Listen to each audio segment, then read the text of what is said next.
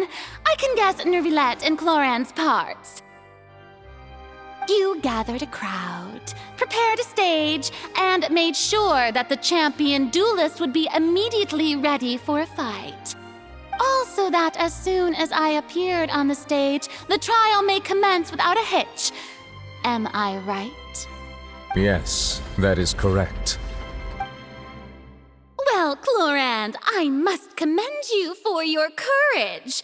Only the most outstanding champion duelist in all of Fontaine would accept a duel with an Archon without flinching. Thank you. As for you, Traveler, I suppose your role was to keep me distracted with conversation once you found me in Poisson.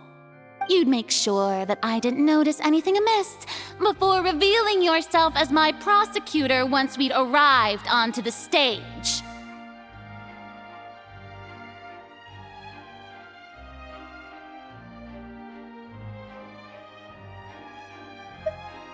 Oh?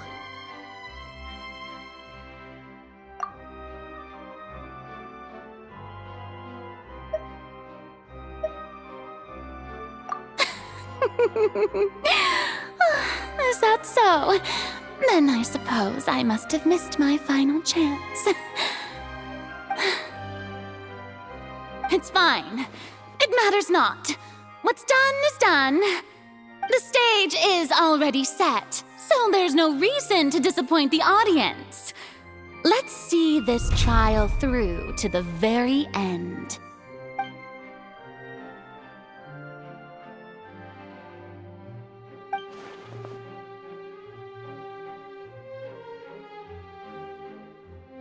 Sir Prosecutor, please allow me to pass this along. This is a document that Miss Charlotte applied for and received permission to share with you during the trial. According to her, it should speed up the proceedings. Huh? Charlotte wanted to give us something? Oh, so she's here too! Hey, Charlotte! Oh, let Paimon see. Isn't this the exclusive interview that she did with us before? So she's already finished it, huh? Wait, then that means this document is a perfect timeline of everything that's happened ever since we stepped foot in Fontaine! So in other words, we can refer to this anthology of evidence every time we want to use something from our journey as evidence for an argument! Let's quickly confirm the information in it. Just think of it as a refresher, alright? You defeated the Hydro Archon in the very first duel you took part in at the Opera House. That's one for the history books, all right. You defeated the Hydro Archon in the... I didn't think that you'd wind up getting to the bottom of the case I'd been following all this time. I guess you could also see this as a happy coincidence. This is the first time Monsieur Nervilette had a difference of opinion with the Oratrice. Even the Hydro Archon can't figure it out. A Fatui Harbinger. She's an extraordinary person. Her instinct must mean something. The fortress of Meripede was almost destroyed in a single day. That I didn't witness that scene personally will always be a source of professional regret, I think. According to Monsieur Nervilette, both Child and that whale should have been in the primordial sea at that time.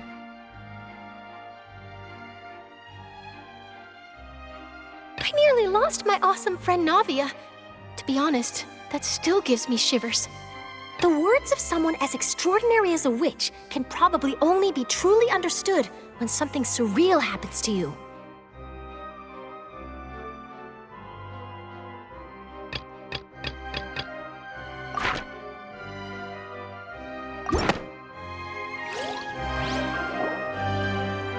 The prosecution and the defense are both in position.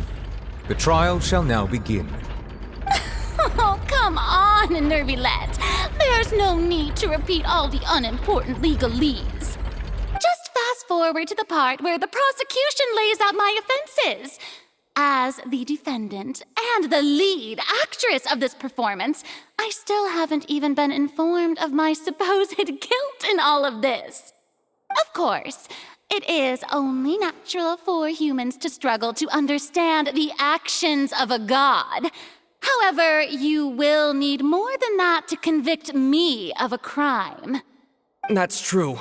but my charge here is unrelated to your conduct as an Archon. Instead, I would like to charge you as a fraud who's never been the Archon in the first place. Wait, what was that? Lady Furina's a fraud? Hey, I came here thinking that we were going to try the Hydro Archon for forsaking our duty, but did I hear that right? She's not our Archon at all? Charge accepted. Lady Furina, do you plead guilty to the charge?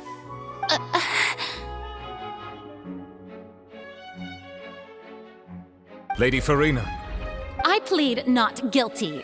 How can I be guilty?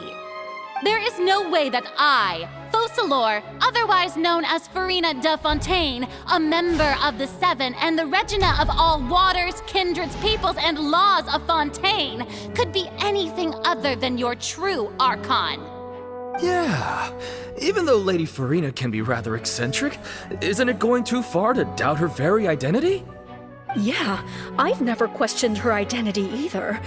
Sure, Lady Furina can be super irresponsible, but what grounds does that prosecutor have to make such a huge claim? I have cause to believe that common sense will prevail in this case. Many of the members of the audience have known me as the Hydro Archon ever since they were born. There would be no fooling their memory. See? Even the Oratrice has decided to show me its favor. Are you sure you want to commit to a charge that will never be upheld? If you wish to drop the case, I can promise you as the God of Justice that you will not have to face trial for making a false accusation. We will treat everything that's happened as a dramatic spectacle and move on with our lives. What do you say to that? An argument with near impossible odds, huh?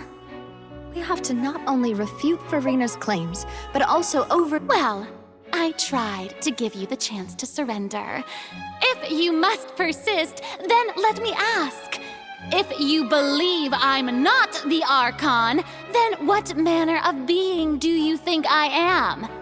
And if I was not the Archon, then how did I manage to live for over 500 years?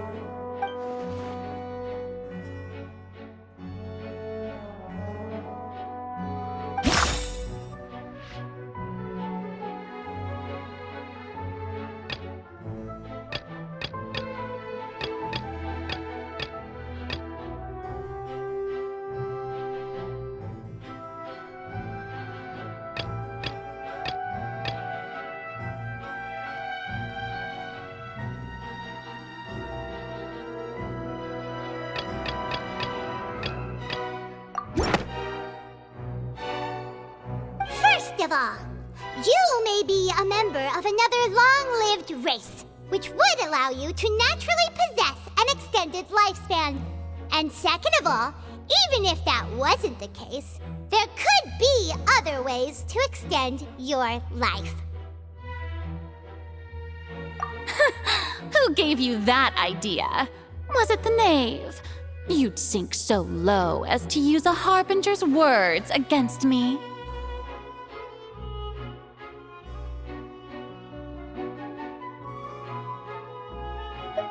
A curse? I once thought it possible that the aura of an Archon might naturally resemble a type of curse. But in light of this claim, perhaps what I sensed was not your divinity, but a curse after all. You sensed it too, huh, Nervalet?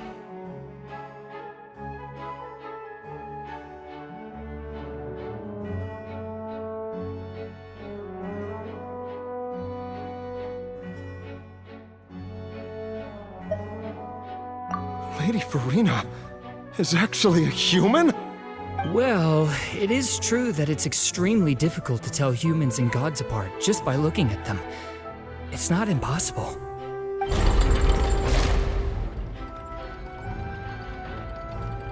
Well, don't start celebrating too early now. Even if I have been carrying a curse like you said, how does that prove that I am merely a human being?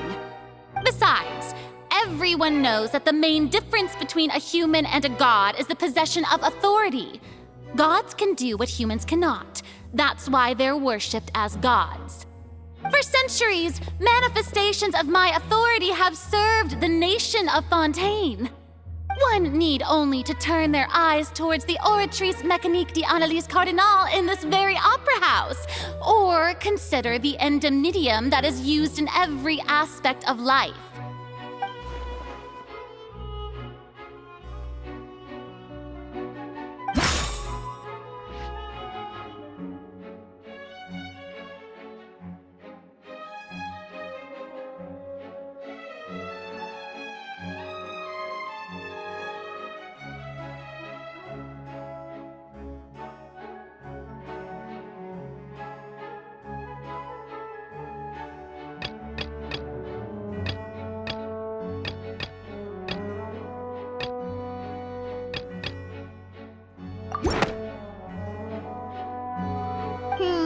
That doesn't sound right. Paimon doesn't...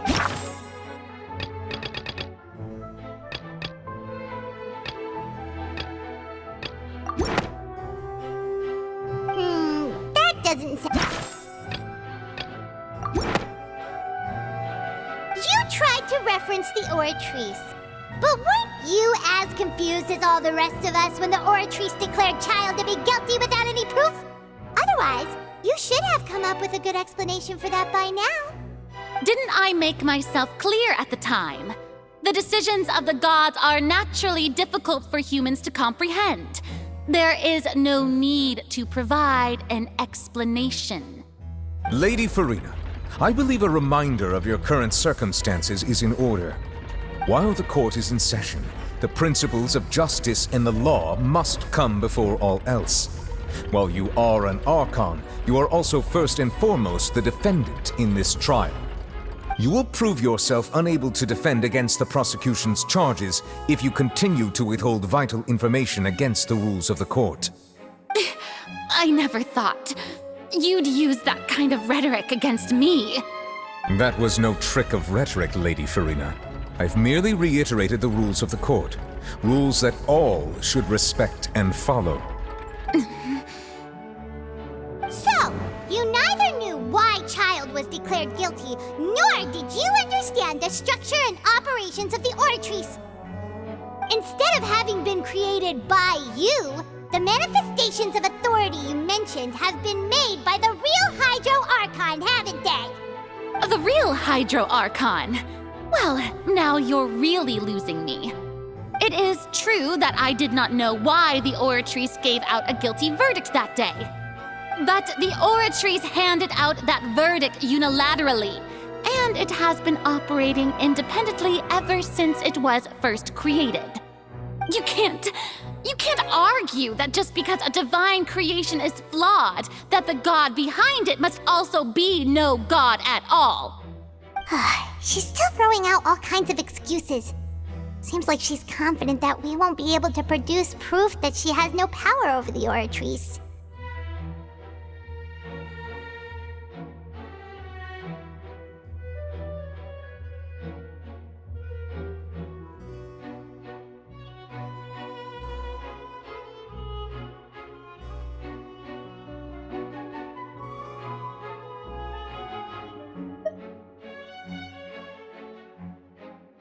My power as an Archon. There are many ordinary citizens in the audience. How can I just carelessly demonstrate the formidable power of an Archon? If that poses a concern, I'm prepared to extend my protection to the audience. You don't need to go that far.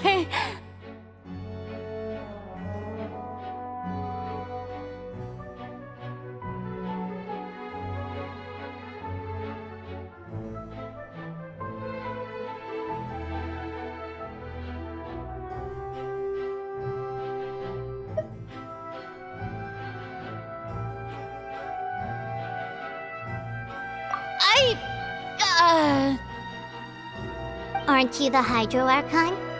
Or is it that you can't even wield the power of Hydro, much less the authority of a god?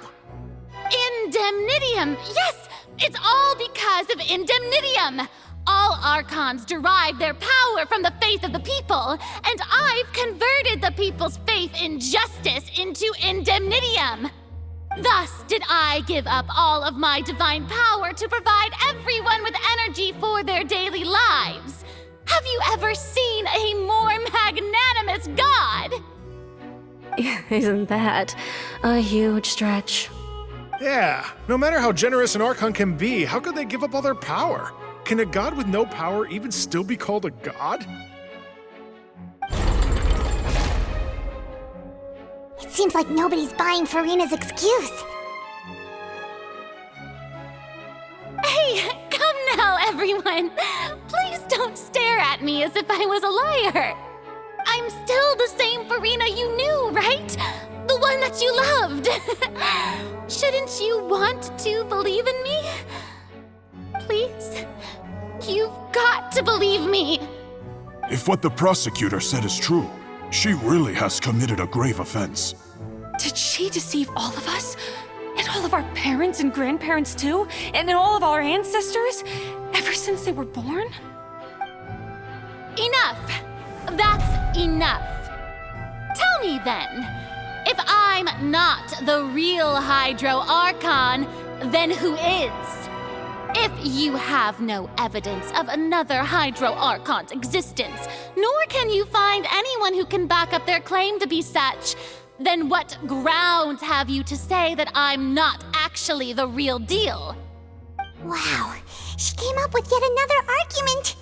How can we refute her now? Seems like she really doesn't want to give up.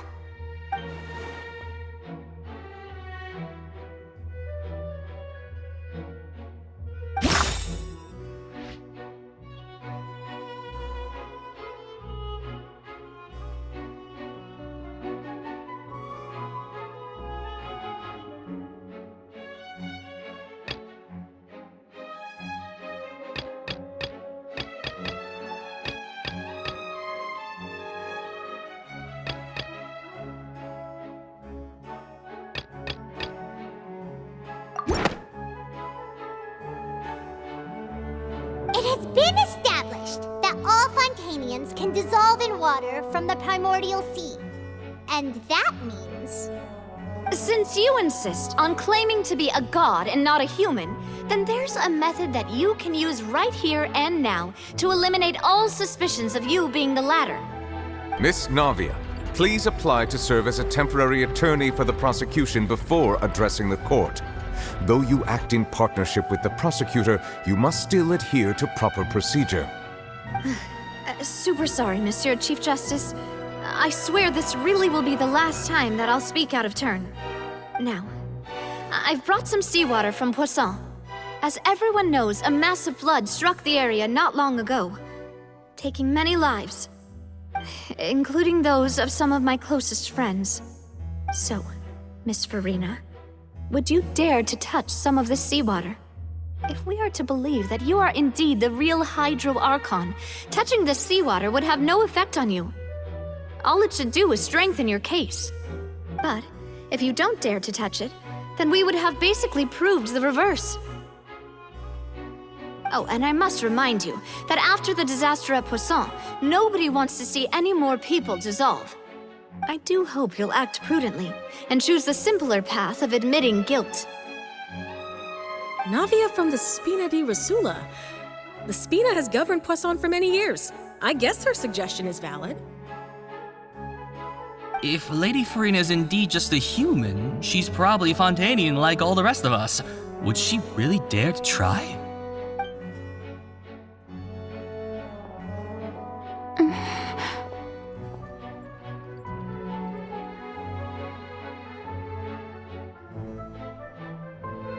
Lady Furina, this test has been unilaterally proposed by the prosecution.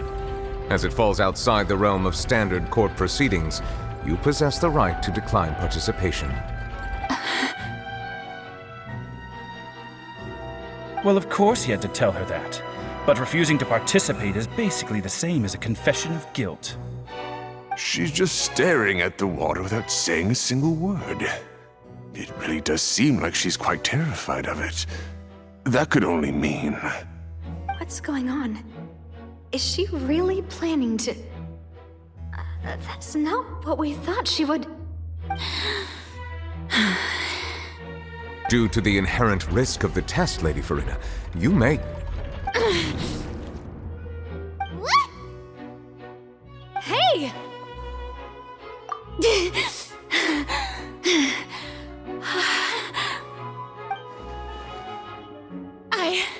I'm fine!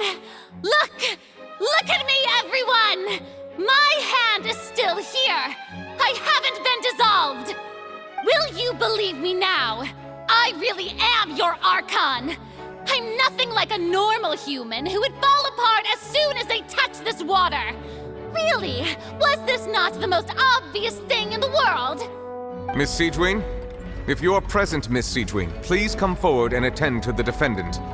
Siegewing? Don't be nervous. It'll just take a few seconds. Let me see. That should be enough. Please announce the results of your evaluation to the court, Miss Siegewing. As everyone doubtlessly saw, Miss Furina was displaying symptoms of hyperventilation and flushed skin. These indicate that she was experiencing the adverse effects of exposure to primordial seawater. The extent to which she was affected is the same as other humans when exposed to primordial seawater of a similar concentration. Thank you, Miss Siegewing. Lady Furina, you may return to the defendant's stand. Oh, wait. What did she just say? I didn't get dissolved! Shouldn't that be enough to prove my innocence? Well, considering your tendency to run from your problems, we did originally prepare a direct sample of the seawater around Poisson. However, after extensive discussion, we exchanged it for a sample that is not concentrated enough to dissolve an actual human. After all, on the off chance that something entirely unexpected might occur, we don't want anyone else to lose their life to the sea. Yeah, so out of regard for Furina's life, you secured a low-concentration sample and asked the head nurse to serve as an expert witness. It's a great thing that the direct sample wasn't actually used. Furina could have... I can't believe... You...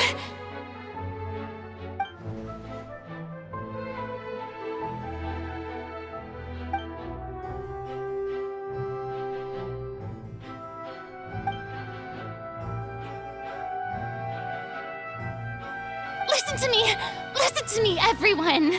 Please don't give me such cold and disdainful looks! What happened just now didn't prove a single thing! Think about it! How can you conclusively prove that an Archon can't also be affected by the primordial seawater? Also, if I was really just a human, why would I dare to just put my hand in that kind of water?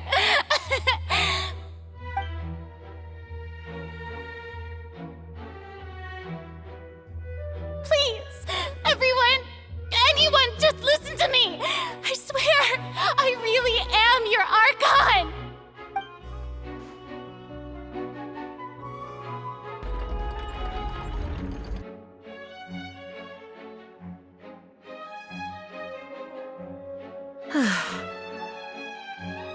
I don't think anything she says at this point will sway anyone. The odds are just too stacked against her now. With all the things that have been said, Paimon doesn't think there's any way left for Furina to win. I believe the time for arguments and presentation of evidence has come to an end. If there are no objections, we will move on to the final judgment.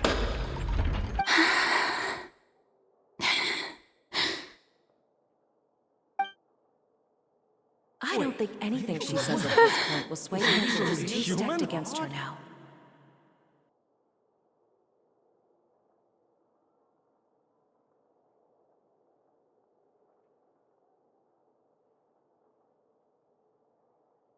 In my capacity as Chief Justice, I shall now render judgment on Furina's misrepresentation of herself as the Archon of Fontaine. As a human who knowingly deceived her fellow citizens, Furina is... guilty.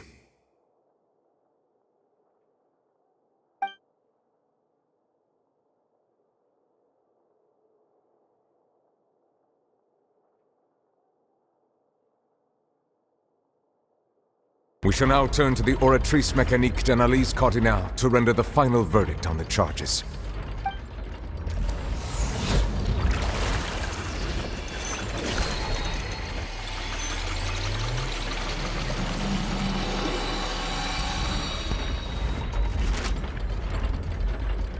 According to the judgment of the Oratrice Mécanique d'Analyse Cardinale, Furina is... Well, what's wrong? What's the Oratrice's verdict?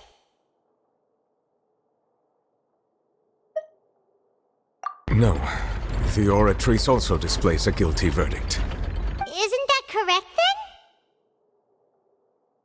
then? However, the exact wording of the verdict is thus: the Hydro Archon, guilty, to be punished via the death sentence. The death sentence? That's actually one of the available sentences? I've always thought that it was just a myth.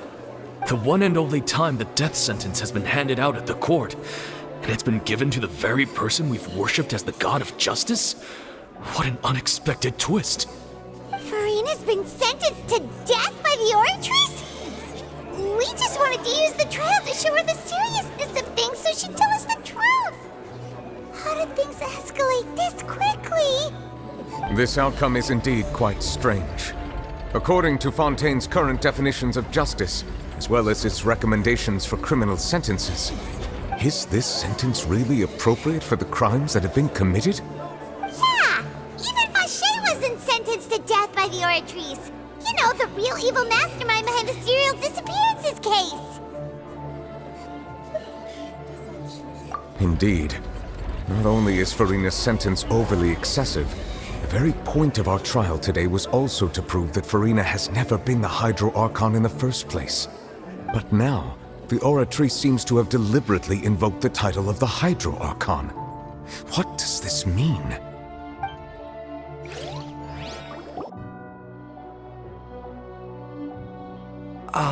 Excuse me, if I may interrupt. Is the trial still going? Fremine! You finally made it. I assume this means you've completed your mission? Mm-hmm. Any mission Father assigns to me will always be top priority. Is that the first prophecy slate? Huh. So the knave privately arranged for Fremine to try and find the missing slate. I looked everywhere and finally found it at the bottom of the sea. It took me a long time to get around some dangerous stretches of water. But has the trial already concluded? Then doesn't that mean I've come too late? Thank you for your hard work, Mr. Fremine. Please allow me to review the record left on the slate.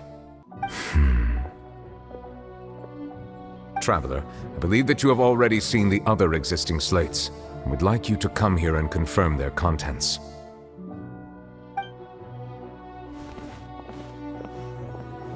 Huh? So what do you see? What is it?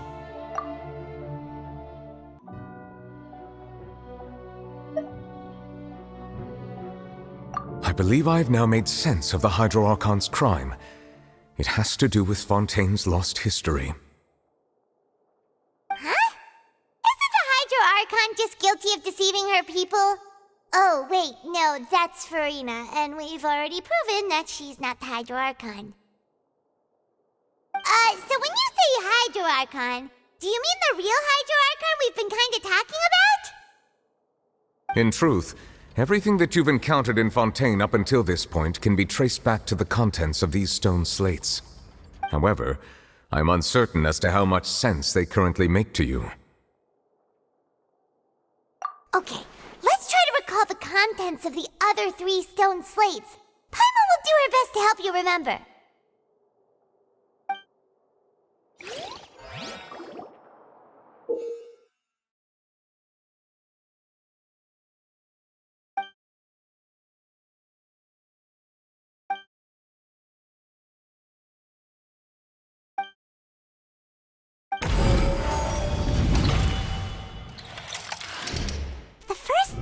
slate describes what you just said. It seems to show the previous Hydro Archon using her divine power, and then the Oceanids turn into humans. Does that mean that Fontanians are transformed Oceanids? Oh, Paimon wasn't expecting that. But if Oceanids can turn into humans, then perhaps this process can be reversed as well. The second stone slate shows Celestia floating in the sky, and the Hydro Archon and her people worshipping it together. But the heavens still brought judgment down upon them.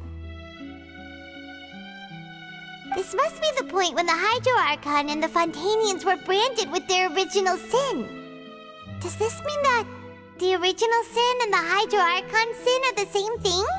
The third slate shows the Hydro Archon sinking into the sea surrounded by many people. That reminds Paimon, didn't we also watch that happen to someone else? Well, the fourth slate is the prophecy the Fontanians have been talking about. People dissolving into the sea, the Hydro Archon crying on her throne, and so on. We didn't believe that such a crazy disaster could happen at first, did we? But after that incident, it was just a question of when and not if.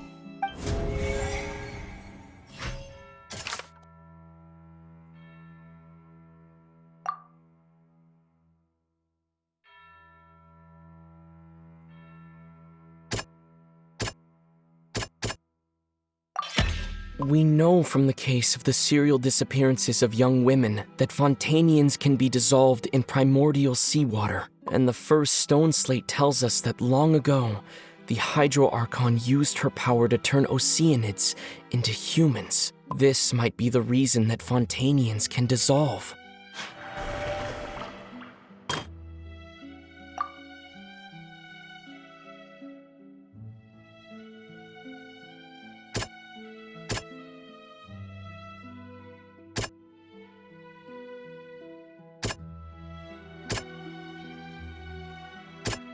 That doesn't sound quite... That doesn't sound... That doesn't sound... Perhaps what is about to take place has all happened before. The true sin of the Hydro Archon that Nervalette mentioned, and the original sin cast down on the people of Fontaine by Celestia, as recorded on the stone slates.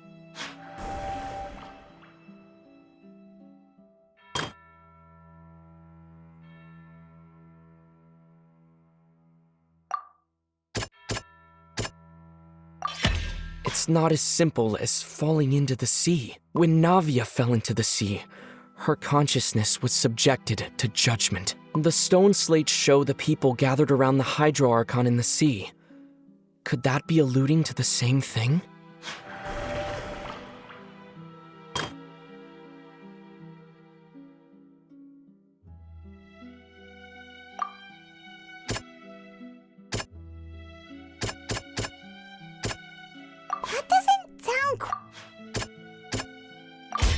The prophecy from the stone slates found its way into society, but not many people believed it at first. The fortress of Meropide was nearly flooded with primordial seawater, which we know can cause Fontanians to dissolve.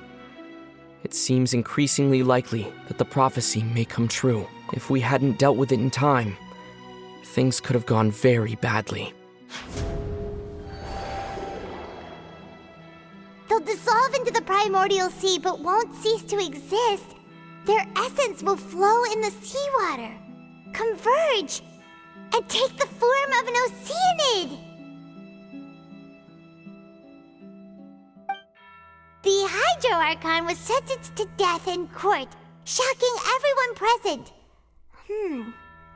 Perhaps this means that her sin was actually Fontaine's original sin.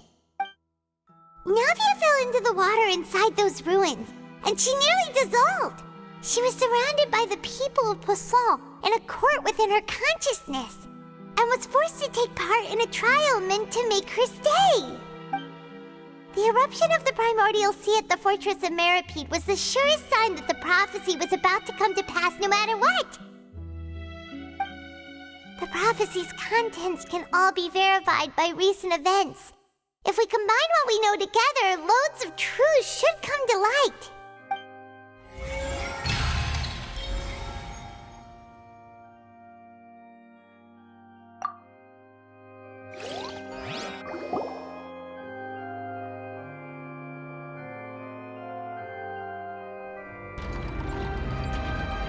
Huh?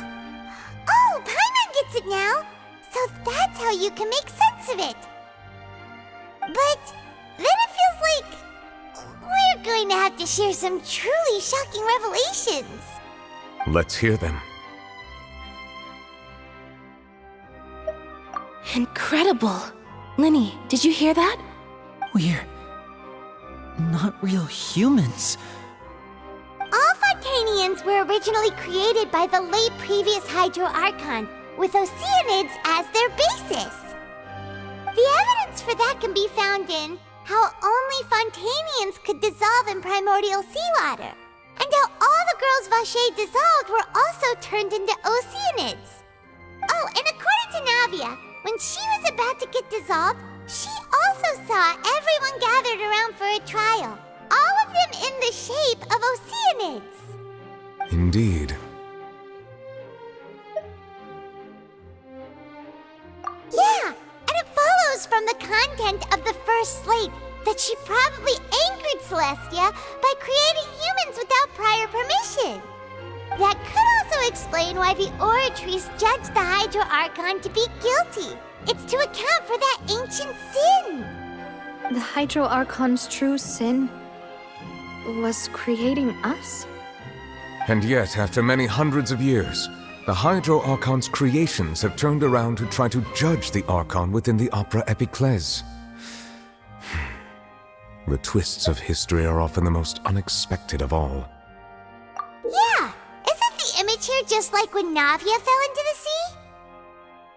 So wouldn't it be trying to show the image of the Hydro Archon also falling into the sea once the prophecy has been fulfilled in the fourth slate?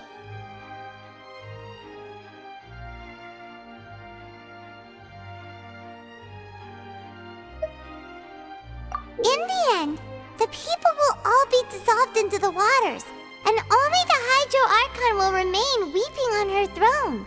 Only then will the sins of the people of Fontaine be washed away. Did Paimon get all that right?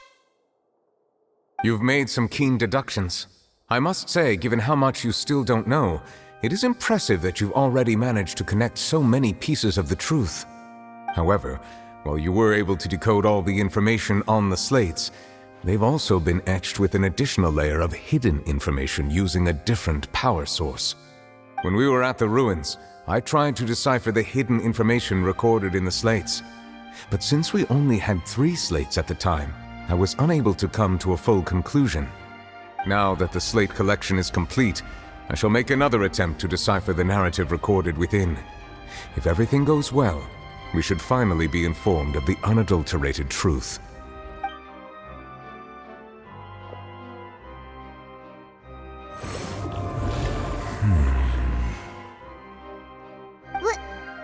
Well?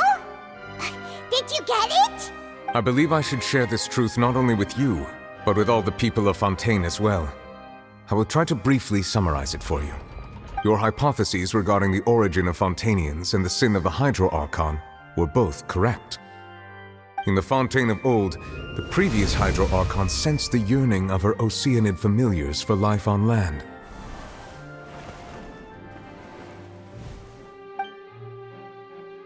The Oceanids were enamored with the beauty and romanticism of human beings, and wishing to have those experiences for themselves, expressed to the Hydro Archon their desire to become of a similar kind. However, even though water as an element is intricately linked with the power of life, the Hydro Archon, as one of the 7, did not possess the authority to create a new form of human life. Not one to give in, she eventually found a way to create permanent humanoid bodies for her familiars by appropriating the power of this planet's primordial sea. She poured primordial seawater into the Oceanids' blood vessels, creating humanoid mimics in the process. But if Fontanians were to ever come into direct contact with water from the primordial sea, The power within their bodies would escape these artificial restraints and return to the sea. As a result, their forms would collapse, and they would be reverted to their original forms as Oceanids. Of course, the Hydro Archon never received permission from the heavenly principles to create a new human race. And thus, the Hydro Archon and all of her creations came to shoulder the original sin of appropriating the power of the primordial sea. That is the true history of how the people of Fontaine first came into being. So we were all Oceanids before we turned into human beings? That's way too much information for me. I think I'm just going to pretend that I never heard a single thing. Wait, but if that's the truth, we can't let the Hydro Archon be sentenced to death. After all, her only sin was creating us. This really might be too much information for your regular Fontainian, but it does answer a lot of our questions. Alas, your hypothesis regarding the third and fourth stone slates was inaccurate. The slates' respective positions are, in fact, correct. A key point of the visual on the third slate is how all the individuals depicted in the water are humans rather than Oceanids. They have not been dissolved, which implies that the water depicted in this slate is not water from the primordial sea. The nation of Fontaine is the nation of Hydro, as well as the nation of trials and justice. Instead of being the literal element, the water in the scene symbolizes judgment and justice. You may also recall Navia's experience. When she fell into the sea, her consciousness was surrounded by that of many others who intended to hold a trial to determine her fate. Therefore, the meaning of the third slate is that the people of Fontaine shall try the Hydro Archon at the court of justice. Yes, it refers to our present situation. I think I'm following now. So, what you're saying is, even though we decided to put on this trial to avoid fulfilling the prophecy, in truth, everything we've done has happened exactly as the prophecy foretold. So now, it seems, we're the ones making sure it comes true. What should we do? Huh. No matter what, the prophecy will be fulfilled. Is this what it feels like to be a prisoner of fate?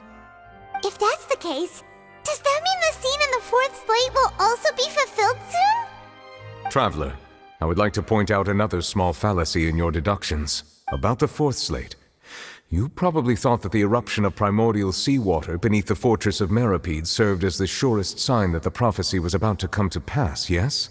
However, I believe that rather than being a sure sign, that eruption could in fact only be a small warning of something far worse to come. As for the root cause of the catastrophe, I believe you've already encountered it once before.